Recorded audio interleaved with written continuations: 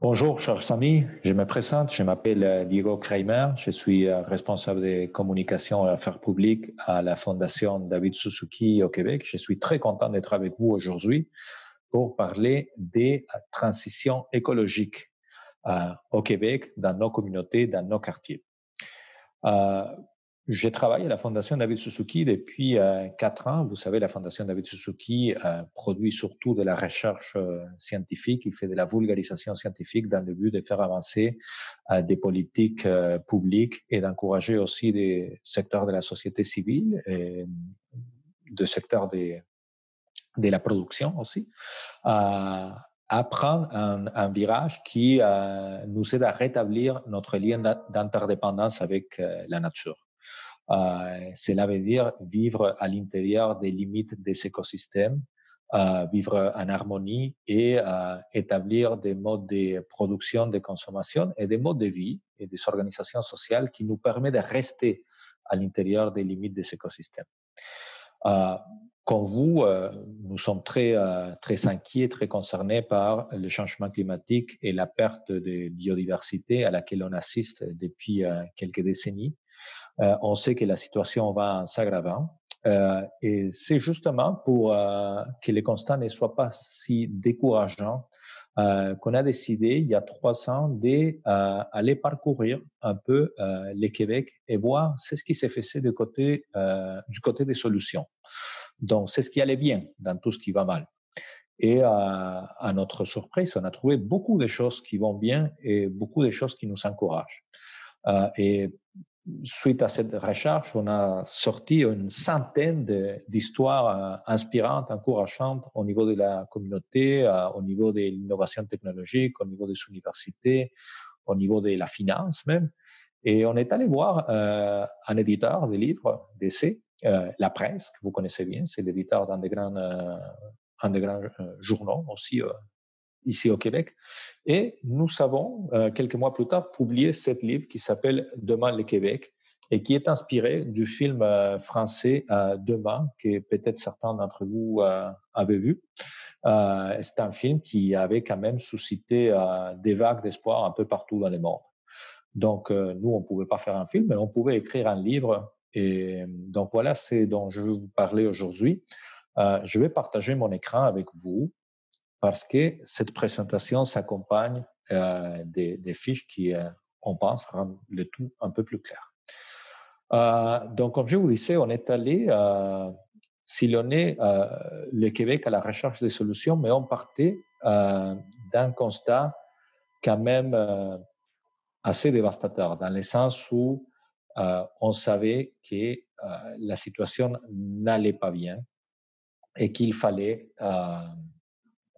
disons, prendre conscience aussi et ne pas tomber dans un espoir qui ne faisait pas le constat de ce qui allait vraiment mal. Et on sait au niveau de la science, toutes les voyants sont allumés, tous les indicateurs sont en rouge et ça va pas bien. Donc, avant d'aller dans les histoires d'espoir, dans ce qu'on a trouvé qui va bien au Québec, parlons un peu de ce qu'on a constaté qui va mal. Probablement, vous connaissez plusieurs des données que je vais vous présenter. Commençons par l'extinction des espèces. Comme vous voyez, au long de l'histoire géologique de l'humanité, depuis que la vie est apparue sur Terre, on a assisté à plusieurs moments de chute de la biodiversité, d'extinction des masses. Et c'est ce que vous voyez, c'est un peu un résumé de ces extinctions-là. Mais on voit, il y a eu des moments où on a perdu 12% des espèces vivant sur Terre, 14%, 52%, 12%, 11%. Mais tout ça s'est étalé sur des centaines de millions d'années. Quand on regarde ce qui se passe depuis l'apparition de l'homme sur Terre, mais surtout depuis le début de la révolution industrielle, on constate une perte très accélérée dans une période de temps très, très court.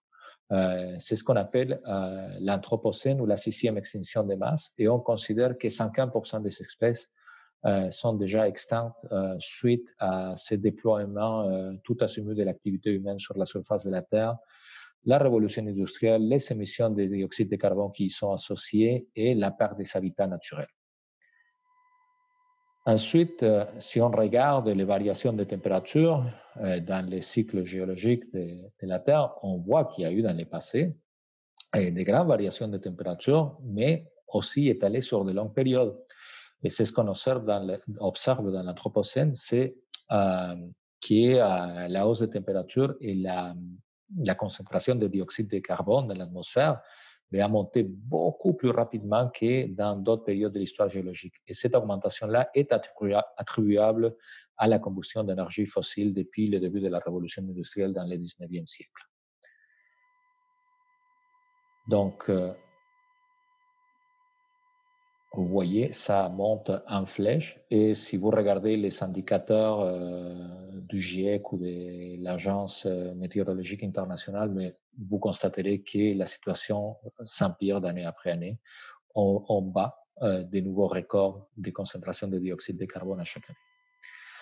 Donc, on s'est dit, il faut refuser cette idée que tout est perdu, mais parce que il y a des générations qui dépendent de cette décision-là et de cette vision-là, dont la nôtre. On est en plein déjà dedans dans les changements climatiques et on vit déjà dans une heure de conséquences. Peut-être on le sent un peu moins dans les villes de l'Amérique du Nord, mais pourtant c'est la réalité de plusieurs personnes. Il suffit de penser à des grands événements climatiques en Amérique du Nord dans les dernières années, la perte des défenses côtières, l'érosion des côtes dans les Bas-Saint-Laurent, on ne faut pas aller trop loin non plus, la fonte du pergélisol dans le nord du Canada, qui pose des graves problèmes pour les communautés inuites, les grands événements climatiques aux États-Unis, avec des coûts économiques,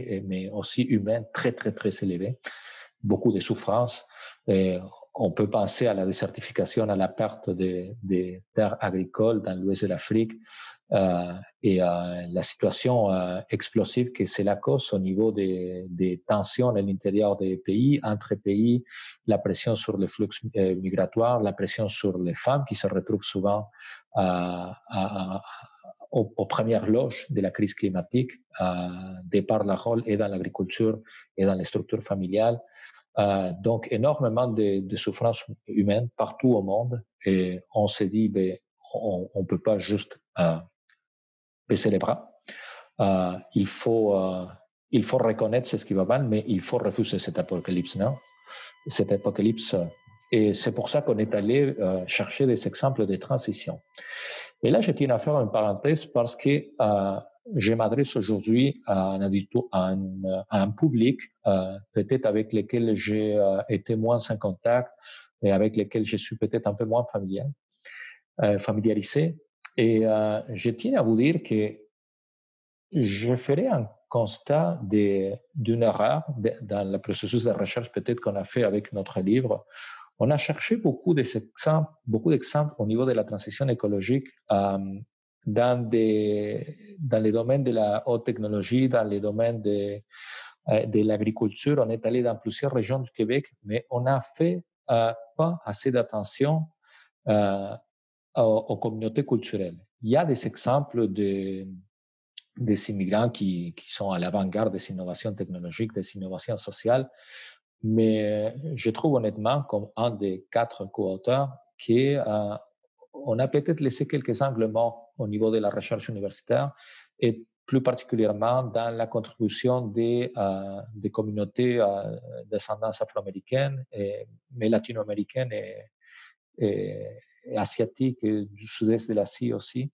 Je trouve que si on était à refaire cet exercice-là, aujourd'hui pourrait être beaucoup plus large, plus inclusif et probablement on trouverait des histoires très, très, très intéressantes de ce côté-là. Donc, je prends un engagement qui est dans les prochains projets de recherche sur la transition écologique, je vais faire un effort de creuser plus profond et de regarder plus autour de moi au niveau de l'innovation pour que les histoires qu'on va trouver, les histoires qu'on va finir par choisir et par raconter, soient représentatives de notre réalité de la mienne, de la vôtre et de l'ensemble des gens qui agissent sur le territoire du Québec. C'est un livre évidemment très blanc et je pense qu'il n'est pas représentatif de la réalité de ce qui s'est fait en matière d'innovation. Donc la résilience, j'ai dit, ça nous appartient à tous et on est tous acteurs de la résilience. Donc, dans ce livre, Demain le Québec, on est parti d'un constat, et c'est que mieux vaut prendre le changement par la main avant qu'il nous prenne par la gorge. C'est une phrase de Winston Churchill, qui a aussi dit qu'il ne faut jamais rater l'opportunité qui nous donne une bonne crise. Et là, on est certainement dans une période de crise au moment où je vous parle et au moment où vous regardez cette conférence. On est en plein là. Donc, il y avait plusieurs secteurs de l'économie et de la société québécoise dans lesquels on pouvait aller chercher des innovations vraiment qui perçaient, qui allaient loin et qui changeaient la logique un peu. La mobilité en étant, l'image que vous voyez, ça pourrait être le centre-ville de Montréal ou de Québec à l'heure de pointe, et c'est la vraie place que les humains prennent dans une ville. Donc, vous voyez un embouteillage, il y a une ou deux personnes par auto, ça prend beaucoup de place. Ça, c'est les humains. Si on enlève les autos, si on les fait transparents, ça, c'est le même nombre de gens à vélo, ça, c'est le même nombre de gens en autobus. Donc, clairement, on a un problème des voitures. On a un problème de la place que la voiture prend dans l'espace commun, dans l'espace de la ville qu'on partage. Donc, une bonne partie de la solution aux émissions de GS passe par l'autopartage, la mobilité active, marcher, aller en vélo, et les transports collectifs. Donc, on est allé voir c'est ce qu'on faisait de ce côté-là. D'abord, l'électrification. Et l'électrification, elle devient encore plus intéressante quand elle est appliquée au transport en commun. Ici, au Québec, on a trouvé une compagnie et qui est devenue très connue maintenant parce qu'il développe aussi des camions électriques, qui s'appelle Autobus Lyon. À cette compagnie-là, on a décidé de commencer à expérimenter avec des autobus scolaires électriques qui ont une autonomie entre 150 et 200 km. On a commencé à commercialiser ces autobus-là entre 2015 et 2016. Et permettez-moi de vous raconter une petite histoire qui montre comment l'innovation technologique, les idées font parfois avancer la réglementation qui n'est pas prête pour recevoir des idées. Le code de la route du Québec établit qu'un autobus scolaire doit être jaune avec des pare-chocs noirs. Et c'est écrit quelque part dans la réglementation. Autobus Lyon voulait avoir des pare-chocs bleus parce que ça faisait partie de leur identité visuelle. Un autobus électrique, pour qu'il soit différent quelque part, on ne pouvait pas changer la couleur de l'autobus, il fallait qu'il soit jaune, mais on a décidé de mettre les pare-chocs bleus. Le ministère des Transports du Québec ne voulait pas émettre l'autorisation de mise en marché de ces modèles d'autobus-là à cause de la couleur des pare-chocs. Et il y a eu une petite friction, une petite discussion entre les propriétaires de la compagnie et le ministère des Transports, où le ministère des Transports a menacé littéralement d'arrêter la mise en marché des autobus la nuit avant la livraison de la première unité. La compagnie s'est entêtée. Évidemment, le ministère des Transports a fini par changer la réglementation et maintenant, ce n'est plus écrit de quelle couleur doit être le pare-choc d'un autobus électrique et la plupart des produits camions et autobus électriques produits par Lyon au Québec ont maintenant des pare-chocs bleus. Juste un exemple de comment la réglementation doit parfois s'adapter à l'innovation. Ensuite, ce n'est pas juste les véhicules motorisés, il y a aussi les transports actifs. L'idée des salons dans les quartiers de Rosemont à Montréal et l'idée qu'on peut partager, vous connaissez probablement les systèmes d'autopartage, il y en a beaucoup en Europe, il y en a dans certaines villes au Canada, comme Noto à Montréal, à Québec. Solon, c'est une coopérative d'innovation sociale dans les quartiers de Rosemont-Petit-Patrie, ici à Montréal. Eux, ils ont poussé la logique plus loin. Ils ont créé une plateforme pour pouvoir partager sa propre voiture avec les voisins, mais aussi des remorques à vélo. Et le tout sur une plateforme numérisée. Et ça, c'est très intéressant parce que pensez que parfois, il y a des familles qui se trouvent pris avec deux voitures qui consomment de l'essence et qui pèsent lourd sur les finances familiales.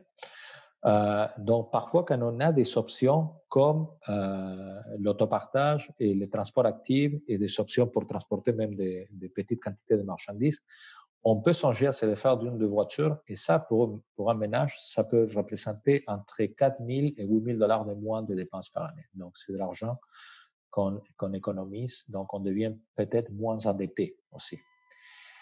Donc, comme je vous disais, dans cette logique-là, on peut partager plusieurs choses. Et le tout, c'est appuyé par la technologie, nos téléphones cellulaires, pour savoir où sont les services ou pour rendre nos services disponibles, parce qu'on peut offrir aussi sa voiture. Vous savez, une voiture, quand on l'achète, on l'utilise à peu près entre 5 et 10% du temps qu'elle existe en tant que voiture. Et le reste, elle est garée, elle est immobilisée dans le stationnement de notre travail, dans le stationnement de notre maison, dans une rue quelconque. Donc, ce n'est pas comme un taxi qui roule presque en permanence. Les voitures privées, ce sont des gros morceaux de métal et motorisés qui sont pour la plupart du temps immobilisés. Donc, l'autopartage, ça permet de maximiser cette ressource-là qui a requis beaucoup d'énergie pour être créée et de la mettre au service d'un plus grand nombre. Donc, c'est un peu un vecteur de vie communautaire, mais aussi de justice sociale. C'est pas tout le monde qui a une auto et de cette façon-là, on peut avoir accès pour un petit laps de temps à l'auto d'un voisin.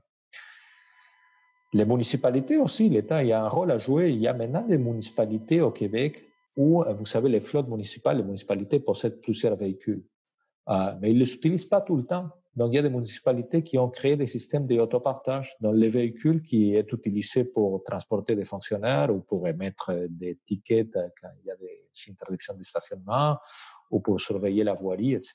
Quand ils ne sont pas utilisés, maintenant, il y a des municipalités qui les offrent aux voisins. Il suffit de s'inscrire dans un système, d'avoir un permis de conduire en règle, et vous pouvez utiliser des autos parfois électriques qui appartiennent à la municipalité. Donc, les municipalités deviennent aussi un agent d'autopartage. C'est très intéressant dans les petites municipalités rurales où il y a moins de transports en commun ou de transports qui sont formellement structurés, mais où c'est pas tout le monde qui a une auto ou une deuxième auto.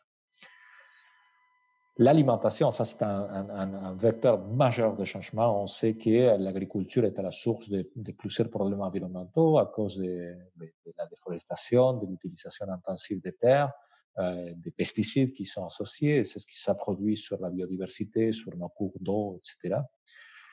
Donc, une des options qu'on est allé chercher, qu'on a exploré dans les livres, c'est l'agriculture communautaire et urbaine et la possibilité d'utiliser des espaces en ville et de partager des espaces en ville pour produire de la nourriture pour les quartiers.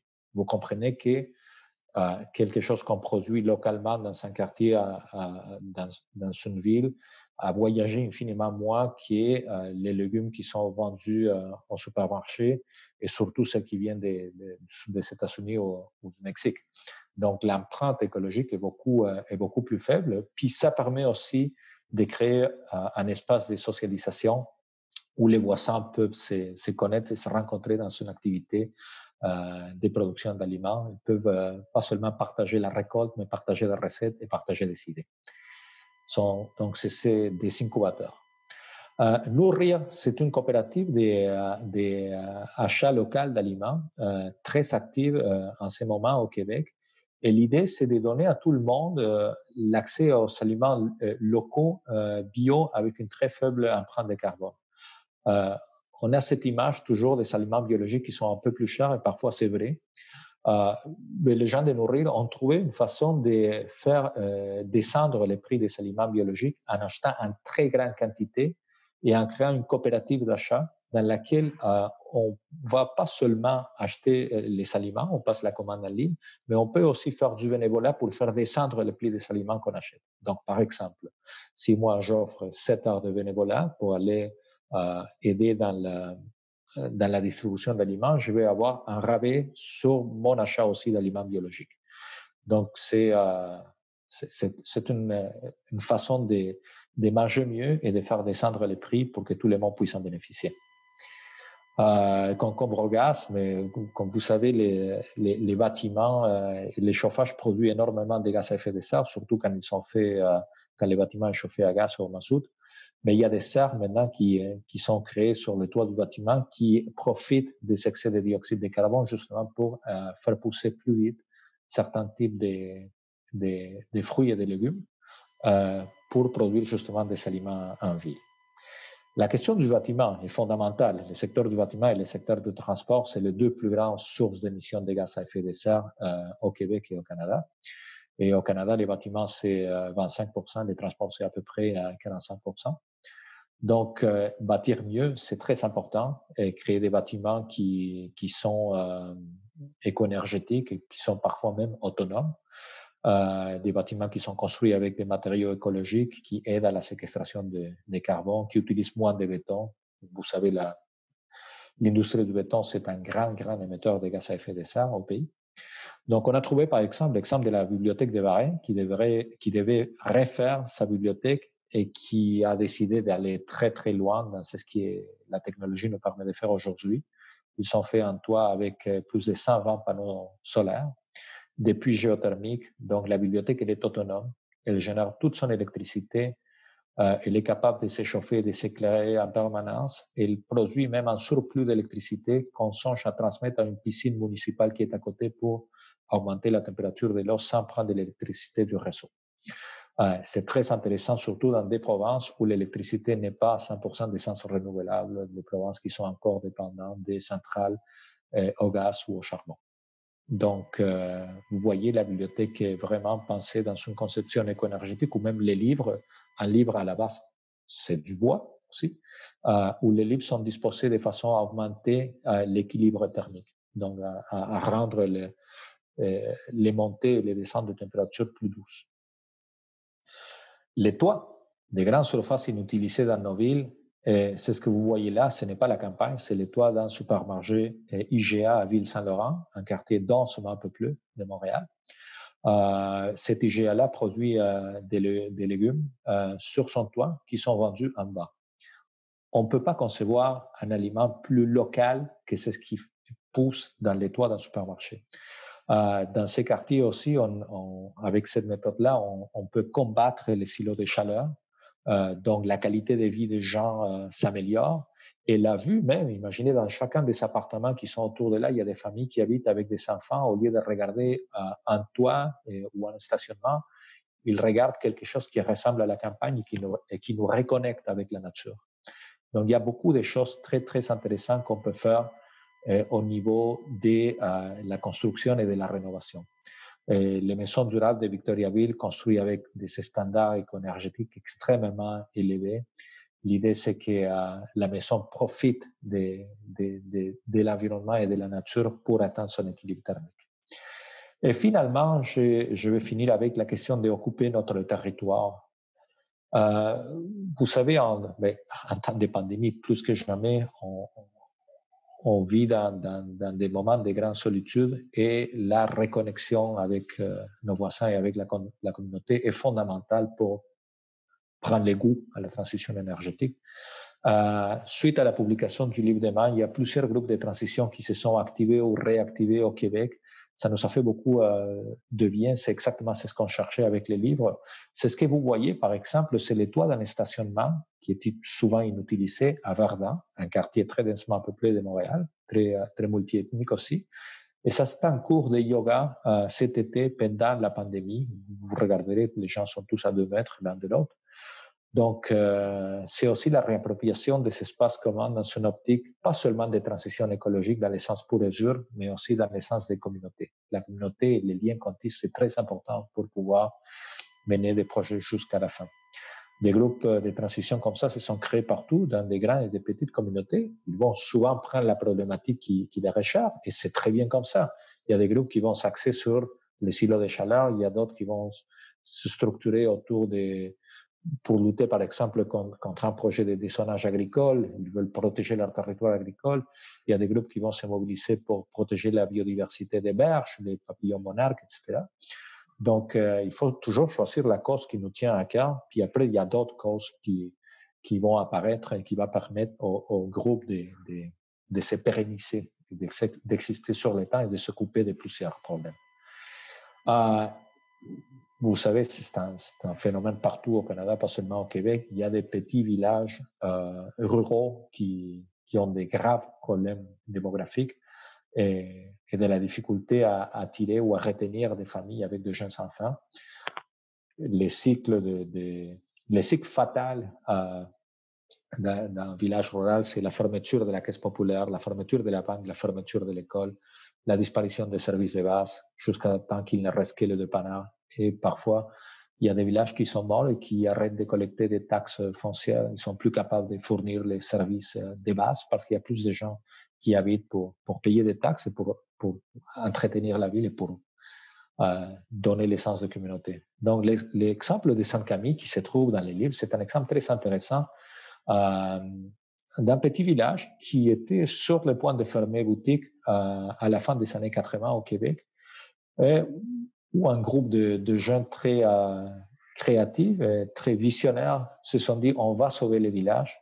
Et ils se sont posé la question qu'est-ce qui attire les gens, qu'est-ce qui attire les jeunes familles? Et la réponse qu'ils ont trouvée, c'est s'amuser, la culture. Donc, ils ont acheté une vieille maison à la croisée des chemins et ils ont créé un espace de théâtre et de musique où tous les musiciens de la région qui n'avaient pas d'endroit pour aller se produire allaient tous les vendredis soirs. Les petits théâtres portent le nom, ça s'appelle Le Petit Bonheur, en hommage à une célèbre chanson de Félix Leclerc. Et ce bonheur-là, ils l'ont retrouvé. L'église aussi avait fermé, elle avait été déclassée. Ils ont eu l'idée, et là, je vous rappelle l'exemple des autobus Lyon, quand on dit parfois les idées vont plus vite que la réglementation. Ils ont eu l'idée de transformer ces petits villages dans un village de haute technologie, technologie de pointe. Ils se sont dit, qui viendrait habiter ici? Ils sont à 200 km de Montréal ou à 150 km de Montréal et à 30 km de Sherbrooke. Ils se sont dit, de jeunes familles hyper connectés, qui ont besoin d'Internet de très haute vitesse et qui probablement sont dans le milieu de la recherche ou des services, tout ce qui peut se faire à distance. Donc, ils ont décidé, avec l'aide de la Société des arts et technologies de Montréal, de transformer l'église en centre de visioconférence pour des congrès scientifiques. Ils sont investis en technologie de pointe pour avoir des systèmes de visioconférence très performants dans les années 2000. Et à un moment, ils ont fait un lotissement le long de la rivière Nicolet. Ils ont eu beaucoup d'émissaires pour faire dézoner une partie de terres agricoles pour des quartiers. Ben, finalement, ils sont réussis. Ils voulaient attirer de jeunes familles, mais quand ils sont allés demander à Vidéotron de câbler ce terrain-là, où il n'y avait pas encore de maison, Vidéotron a dit impossible d'investir dans tout ce qui coûte, les poteaux, les câbles de fibre optique, etc. On reviendra quand les familles, quand il y aura des maisons. Sauf que, bon, c'était le problème de la poule et de l'œuf. Il fallait commencer quelque part. Et les familles n'allaient pas s'installer s'il n'y avait pas Internet haute vitesse. Donc, les gens du village ont regardé dans des manuels, sur Internet, sur YouTube, comment faire les câblages eux-mêmes. Et ils ont planté tous les poteaux, ils ont acheté la fibre optique, ils ont câblé eux-mêmes, selon les standards de Vidéotron, tous les quartiers. Et quand Vidéotron a vu que le travail était déjà fait, ils sont branchés, puis les familles se sont installées immédiatement. Et maintenant, c'est un quartier où il y a beaucoup de, par exemple, professeurs d'université ou des gens qui travaillent en commerce électronique ou des gens qui peuvent avoir ou qui font de l'enseignement à distance, qui profitent de l'Internet haute vitesse, mais aussi de la nature. L'école du village est sauvée et les petits bonheurs continuent à être pleins tous les vendredis. Long Point de Mangan, un autre exemple de communauté qui avait des problèmes démographiques, mais aussi il y avait des problèmes de communication entre les Inuits, qui sont là depuis des siècles, et les habitants blancs qui se sont installés le long de la côte nord au 19e siècle et au 20e siècle. Vous savez, jusqu'à temps qu'on ait construit la route pour aller dans les grands réservoirs sur la côte nord du Québec, il fallait aller en bateau de port à port. Et ces communautés-là étaient un peu isolées. Et cet isolement-là avait l'avantage de donner ou de forcer ces communautés-là à avoir une certaine autonomie alimentaire. Donc, les gens vivaient en équilibre avec la nature en mangeant ce que les territoires fournissaient, de la pêche, de la chasse, de la récolte, de la cueillette, etc. Mais quand les grands réservoirs de la Romaine, etc., et les mines d'aluminium ont été ouverts au milieu du XXe siècle, on a finalement construit la route jusqu'à Natashquan Et à ce moment-là, il y a les grandes épiceries qui sont arrivées. Et les gens se sont tournés vers les grandes épiceries qui ont commencé lentement à s'éloigner de la nature et à perdre leur autonomie alimentaire. Donc, ils mangeaient plus cher, de moins bonne qualité, et ils commençaient à perdre des connaissances. Donc, il y a quelques années, des gens visionnaires, ils se sont dit, on va créer un projet d'agriculture nordique pour produire nos fruits et légumes sur place dans une ancienne sablière municipale achetée pour $1, c'est symbolique. Et il y a eu un avantage social énorme dans ce projet-là qui va au-delà de la production d'aliments. Les Inuits et les Blancs, les enfants se côtoyaient à l'école, mais ils ne se parlaient pas trop entre les adultes. Et ce projet-là d'agriculture, surtout lors de la récolte, a permis aux Blancs et aux Inuits de retisser des liens sociaux, des liens d'amitié, des liens de solidarité, parce que tous les mots se retrouvent à travailler ensemble sur ces champs agricoles-là.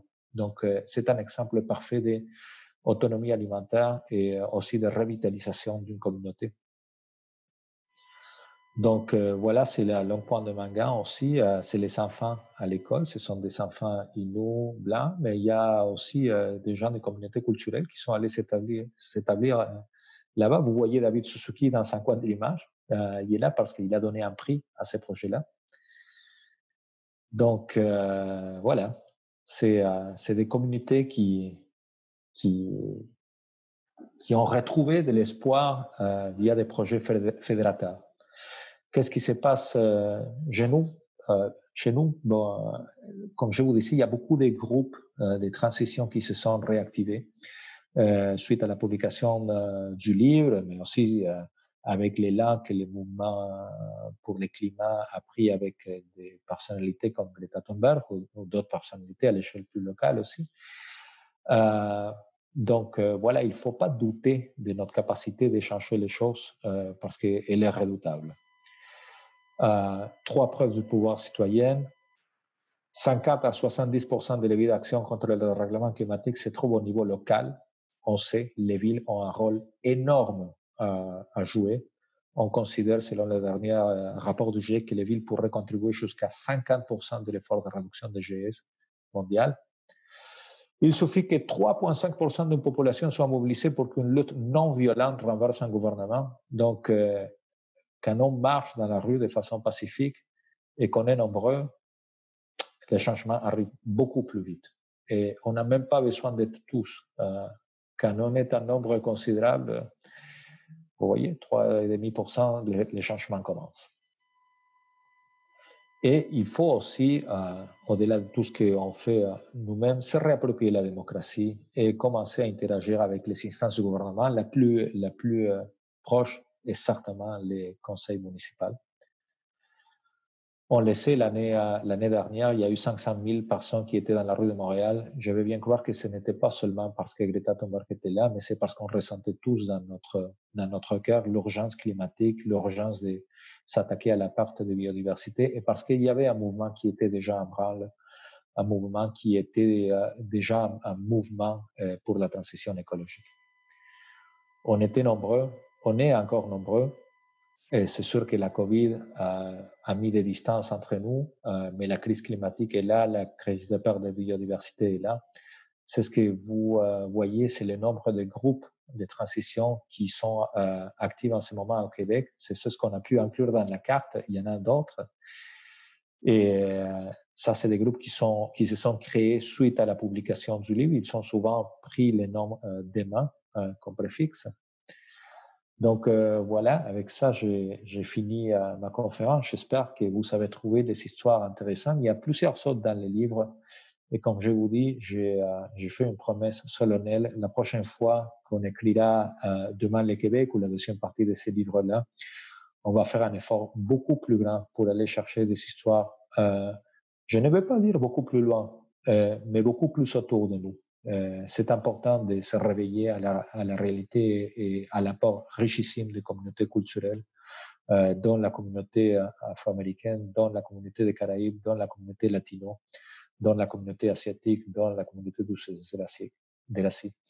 Donc, sur ça, je vous souhaite une bonne journée et je vous remercie infiniment d'avoir écouté ma conférence. Merci et merci à la CICAF. Je vous souhaite un grand succès avec, avec votre événement, avec votre congrès. C'est très important, c'est ce que vous faites. Félicitations.